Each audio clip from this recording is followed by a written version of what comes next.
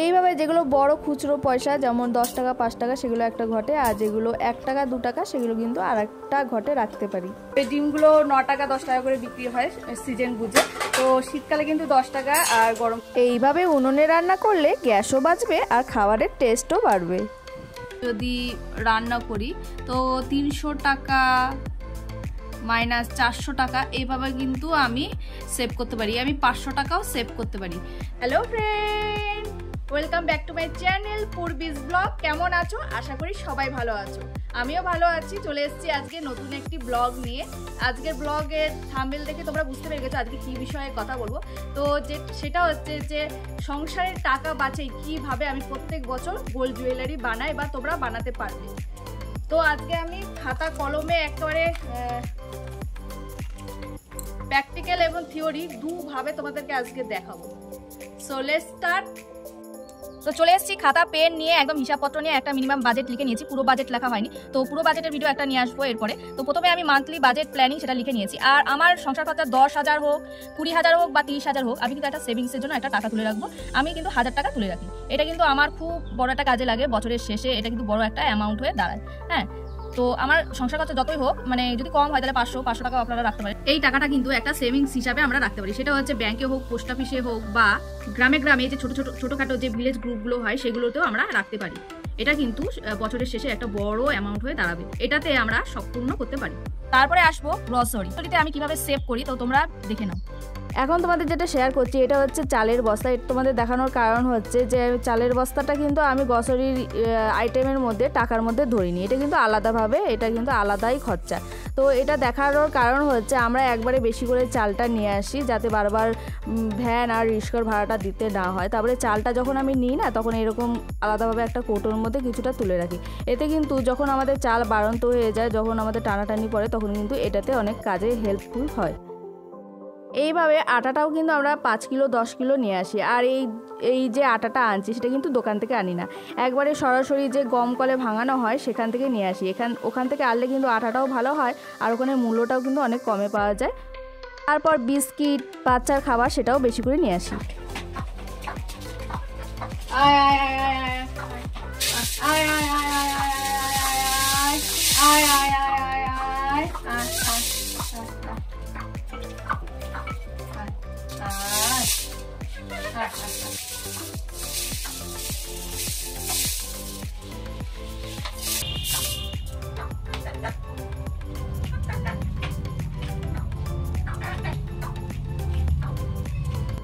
এখানে আমার 9-10টা মুরগি আছে, তোমরা দেখতে পারো। আর এখানে একটা মোরগ রয়েছে। তো এখান থেকে আমি কিন্তু অনেক ওদের কাছ থেকে শুধু যে দিই তা এমন না, তো ওদের কাছ থেকে পাই, ওখান থেকে একটা ডিম নিয়ে আসলাম।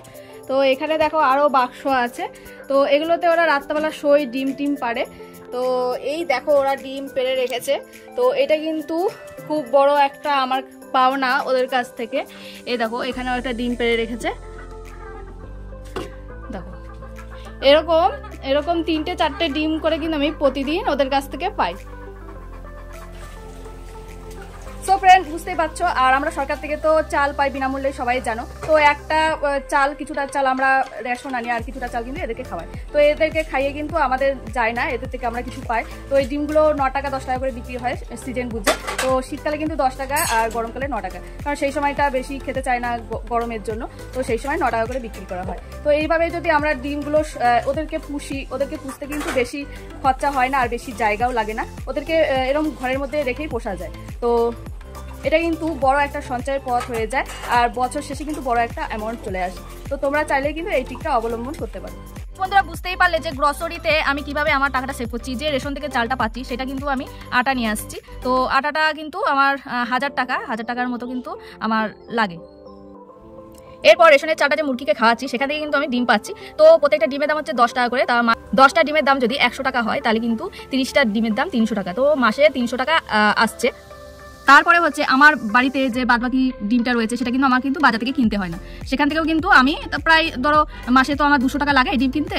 তো 200 টাকা, তাহলে দেখো তোমরা হিসাব করে যে এখানে কত টাকা কিন্তু আমি সেভ করতে পেরেছি। এরপর গ্যাসটা আমি কিভাবে সেভ করি দেখে নাও। গ্যাসে ভাত বসিয়ে যখন ভাতটা উতল দেয় প্রথম, তখন এটা অফ করে রাখি 5-10 মিনিটের জন্য। তারপরে লাস্টে আবার 5 মিনিট চালিয়ে তারপরে ভাতটা নামিয়ে নিই। এভাবে কিন্তু আমার গ্যাসটা অনেকটা বেঁচে যায়। আমাদের বাড়িতে অনেকটা জায়গা আছে আর অনেক গাছপালা আছে, তো শুকনো কাঠখড়ি অনেক থাকে, সেগুলো আমি নিয়ে আসি কুড়িয়ে বা তারপরে অনেক নারকেল গাছ আছে, সুপারি গাছ আছে, সেগুলোর খোল, তারপরে আজ শনিবার, আজকে আমরা নিরামিষ খাই, তো আমরা বাছাই করি, তারপরে কাঁচকলা, আলু, তারপরে মটর ডাল এখানে বেটে নিয়েছি, এখানে একটা তরকারি হবে। আর এখানে ডাল ফোড়ন দিয়ে নিচ্ছি, মটর ডাল ডাটা দিয়ে। এই ডালটি আমি মাঝে মাঝে করে থাকি, এই ডালটা কিন্তু খুবই ভালো লাগে। আর যদি এটা উনুনে করি এর তো কোনো লাজবাব, এর তো কোনো কথাই হবে না।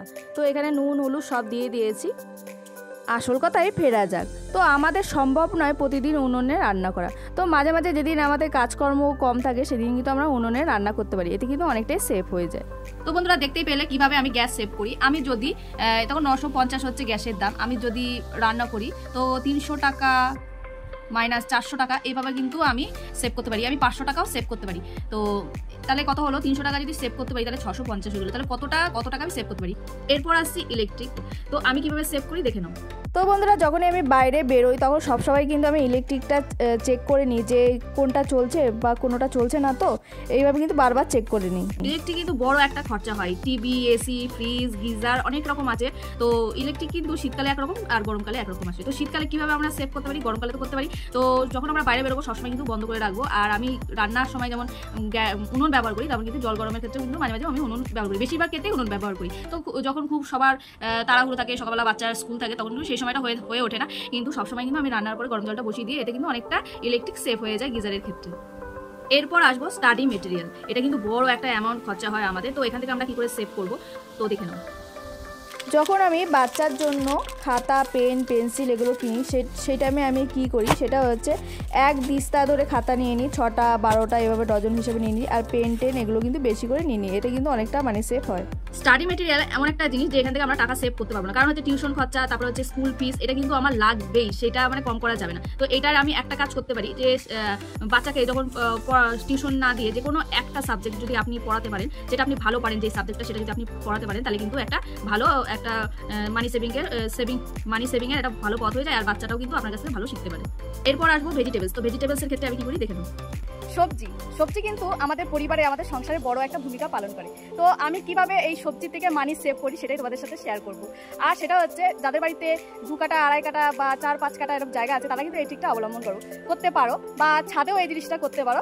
তো আমি যেগুলো করি, যে ছোটোখাটো গাছপালা যেগুলো আমার প্রতিদিনের সংসারে লাগে, তো সেগুলো আমি লাগাই। তো কি গাছ আছে সেগুলোই তোমাদেরকে দেখাচ্ছি। প্রথমে যেটা দেখাবো সেটা হচ্ছে বেগুন গাছ। এই বেগুন গাছ কিন্তু আমি লাগিয়েছি, অনেকগুলোই লাগিয়েছি, এখানে একটা রয়েছে, আরও পাশাপাশি অনেক বেগুন গাছ আছে। তো একটা একটা করে দেখাচ্ছি। এই বেগুন গাছ যদি আমরা লাগাই, এরকম ছোটোখাটো গাছ আমরা লাগাতে পারি, বেগুন গাছ, লঙ্কা গাছ। তো এরকম এটা কিন্তু খুব একটা খরচা হয় না। তোমরা বীজ পেলে, পুরোনো বীজ বা চারা গাছ নিয়ে এসে লাগাও, তাহলে এতে কিন্তু অনেক বেগুন পাবো। এই বেগুন গাছ থেকে কিন্তু একটা বেগুন ছিঁড়েওছি, একটা বড় বেগুন হয়েছিল, বেশ সুন্দর সাদা বেগুন। তো কদিন আগে একটা ব্লগে দেখিয়েছিস, রান্না করেছি পয়লা বৈশাখে, তো সেই ব্লগটা চাইলে দেখে নিতে পারো। এরপরে যেটা দেখাবো সেটা হচ্ছে, এটা কিন্তু আমাদের প্রত্যেকটা দিন আমাদের বাড়ির সংসারে রান্নায় কিন্তু ব্যবহৃত হয় সব কিছুর মধ্যে। তো এটা হচ্ছে লঙ্কা গাছ, এরকম আরও কিন্তু লঙ্কা গাছ আছে। তো এটার মধ্যে এখনো ফুল আসেনি, কিছু কিছু গাছে কিন্তু ফুলও চলে আসছে। তারপরে দেখাবো এই যে টমেটো গাছ, এরকম ছোট ছোট গাছগুলো কিন্তু লাগাতে পারো। এই গাছটায় কিন্তু এখনো ফুল আসেনি, আরও অনেক গাছ আছে যেগুলোতে ফুল অটোমেটিক চলে এসছে। এই দেখো এখানে একটা আছে টমেটো গাছ, এরকম ফুল আসছে, কড়ি এসছে সবে, এই যে কড়িগুলো আসছে। এটা দেখছো, এটা হচ্ছে আমার লাউ কুমড়ো লাগানোর মাচা। তো এখন লাউ গাছটা বেসিক্যালি এটার মধ্যে লাগাই, কুমড়ো গাছটা চালে তুলি। তো লাউ গাছটা লাগিয়েছি মুরগিতে, আমার বাড়িতে মুরগি আছে, সে নষ্ট করে দিয়েছে। তো মাচাটা এখন খুলে রেখেছি, আবার গাছ লাগিয়েছি, আবার যখন হবে তখন আবার এর মধ্যে দেবো। লাউ কুমড়ো গাছ এগুলো কিন্তু খেতেও বেশ ভালো লাগে নিরামিষের দিন। যখন কোনো সবজি নেই বাড়িতে, এই লাউ কুমড়ো গাছগুলো তুলে নিই, এই ডোকাগুলো কেটে নিই, তখন রান্না করে ফেলি। তো এই দেখো আমি কি কি গাছ লাগিয়েছি, এখানে একটা বাগান বানিয়েছি, তো তোমাদেরকে সেটা শেয়ার করবো। এই যে রয়েছে কুমড়ো গাছ, তো রোদের কারণে ঝিমিয়ে রয়েছে, এখান থেকে কিন্তু আমি ডগা কেটে রান্নাও করেছি। এখানে রয়েছে লঙ্কা গাছ, দেখো ফুলও চলে এসছে, কিছুদিন পরে লঙ্কা হবে। তো আমার কাছে 7-8টা লঙ্কা গাছ আছে, যেখান থেকে আমি প্রতিদিনই একটা গাছ থেকে যদি তুলি লঙ্কা, তাহলে কিন্তু আমার পুরো সপ্তাহটা চলে যাবে। দেখো কত লঙ্কা গাছ, অনেক লঙ্কা গাছ, আরও লঙ্কা গাছ আছে। দেখো এর আগে যে টমেটো গাছ দেখেছি এখানে রয়েছে। এই দেখো আরেকটি গাছ, সেটা হচ্ছে উচ্ছে গাছ। এখানে কিন্তু আমার অনেক রকমের গাছ রয়েছে যেটা আমি লাগিয়ে থাকি। তো দেখতেই পেলে কত রকম গাছ রয়েছে। তো শীতকালে ধনেপাতাটাও লাগাই, তো এটা কিন্তু অনেকটা মাটি সেভ করে। ধনেপাতা কিনতে গেলে কিন্তু অনেকটাই টাকা লাগে, 10 টাকা করে তো লাগে। এরপর যে গাছটি তোমাদের সাথে শেয়ার করবো সেটা দেখে নাও। এই যে সেই গাছ যাদের একটু বেশি জায়গা আছে তারা কিন্তু এটা করতে পারো। এই দেখো কাঁঠাল গাছ, আর এখানে প্রচুর ইঁচড় ধরে রয়েছে। তো যখন আমার মন চায় তখন আমি কিন্তু এখান থেকে তাজা ইঁচড় ছিঁড়ে নিই। যখন আমার মন চায় যে ইঁচড় চিংড়ি খাবো, তো এই গাছ থেকে একটা করে পেরে দিই। আর আমার কিন্তু প্রচুর কাঁঠাল গাছ আছে, অনেক কাঁঠাল গাছ আছে। এই দেখো আরেকটি কাঁঠাল গাছ, মানে উপর থেকে নিচ পর্যন্ত। এখন তো তোমরা ফাঁকা দেখছো যে কাঁঠাল গাছটা, ভাবছো যে কাঁঠাল এত হয়নি। প্রচুর কাঁঠাল হয়েছিল, প্রচুর কাঁঠাল হয়েছে, কিন্তু আমরা প্রায় 40টার মতো কাঁঠাল বিক্রি করে ফেলেছি 20 টাকা কিলো করে। তাহলে ভাবো যে কতটা মানে সেভ হয়েছে। আবার এই কাঁঠাল গাছের পাতা কিন্তু বিক্রি হয়, এই কাঁঠাল গাছের পাতাও কিন্তু 1000 টাকার মতো করে বিক্রি করা হয়েছে। আরও কাঁঠাল গাছ আছে, এই দেখো কাঁঠাল গাছ, আরও ওই সাইডে আছে, আরও অনেক সাইডে আছে। আরেকটি কাজ তোমরা করতে পারো, এরকম কলা গাছ, কলা বাগান করতে পারো। যাদের একটু বেশি জায়গা আছে বলছি তাদেরকেই বলছি।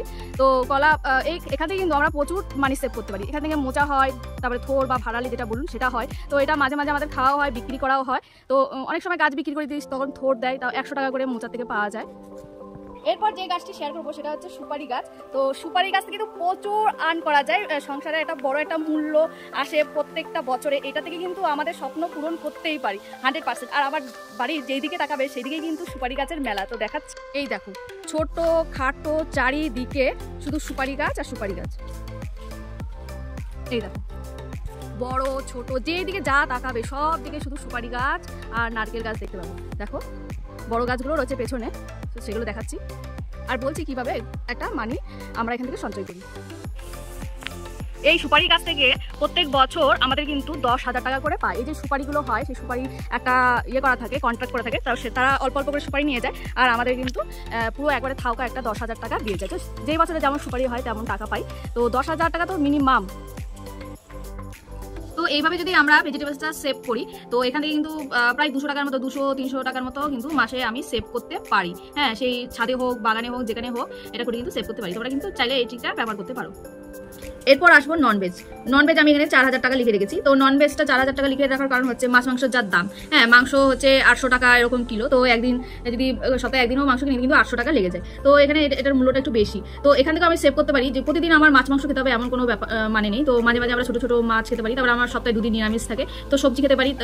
এমন একদিন হতে পারে যে আমি বাড়িতে যা আছে তাই রান্না করে খাবো, বাইরে থেকে কিছু কিনবো না। তো সেটা একটা করতে পারেন। এভাবে কিন্তু এই ননভেজের আইটেমেও কিন্তু আপনি সেভ করতে পারেন। আরেকটি ট্রিক আমি অবলম্বন করি, যখন আমি বাজারে যাই তখন কিন্তু আমি একটা নির্ধারিত টাকা নিয়ে যাই যে প্রতিদিন আমাকে এই টাকাটা নিয়ে যেতে হবে, আর এই টাকাতে যা হবে তাই কিনবো। এর থেকে যদি কিছু সেভ হয়ে যায় তো ভালো, আর এর থেকে বেশি খরচা করব না। এইভাবে আমি বেশি করে আলু পেঁয়াজ কিনে রাখি। আপনারা চাইলে কোনো হাটে থেকেও কিনে রাখতে পারেন। তো এখান থেকে অনেকটা টাকা সেভ হয়, তো বাজারের টাকাটাও সেভ হয়ে যায়। একটা পার্সেল চলে এসেছিলো, সেটা আমি নিয়ে নিলাম। বাজারে 200 টাকা নিয়ে গেছিলাম, তো কিছুটা খরচা করেছি, 100 টাকার মতো আলু পেঁয়াজ কিনেছি। আর যে পার্সেলটা এসেছিলো, তো সেখান থেকে কিছু খুচরো পয়সা এসছে। তো আমি যেটা করি, যেটা 5 টাকা 10 টাকা সেটা একটা ঘটে রাখি, আর যেটা 1 টাকা 2 টাকা সেটা আর একটা ঘটে রাখি। আর যে বেশি টাকাটা হয়ে গেল, যেটা খরচা হলো না, সেটা কিন্তু আবার ব্যাগে রেখে দিই পরের দিনের খরচার জন্য। সো আই হোপ, মানে আমি আশা করছি যে তোমরা বুঝতে পেরেছো যে আমি কিভাবে আমার সংসারের টাকা সঞ্চয় করি এবং তার থেকে একটা বড় অ্যামাউন্টের টাকা পাই। তারপর সেখান থেকে একটা প্রত্যেক বছর কিন্তু একটা গোল্ড জুয়েলারি বানাই। এই যে কানেরটা দেখছো, এই যে ঝুমকোটা দেখছো, আমি কিন্তু এই বছরেই বানিয়েছি। ধরো আর 3-4 মাস আগে এইটা বানিয়েছি। হ্যাঁ, তো তখন সোনার দাম ছিল 64,000 টাকা ছিল। তো সেই সময় কিন্তু আমি এটা বানিয়েছি। তো তোমরাও এরকম ছোট ছোট অনেক স্বপ্ন আশা যেগুলো আছে সেগুলো পূর্ণ করতে পারবে তুমি যদি আমার হিসাব মতো তোমরা যদি চলো। তো কেমন লাগলো আমার এই হিসাবপত্র? তোমাদের যদি ভালো লাগে তাহলে অবশ্যই কমেন্ট করে জানাবে আর একটি লাইক দেবে। চ্যানেলে তোমরা যদি নতুন হয়ে থাকো তাহলে চ্যানেলটিকে সাবস্ক্রাইব করে দেবে নিত্য নতুন ভিডিও দেখার জন্য। তো এখানে আমার ব্লগটি শেষ করছি। ধন্যবাদ সবাইকে পুরো ভিডিওটি দেখার জন্য।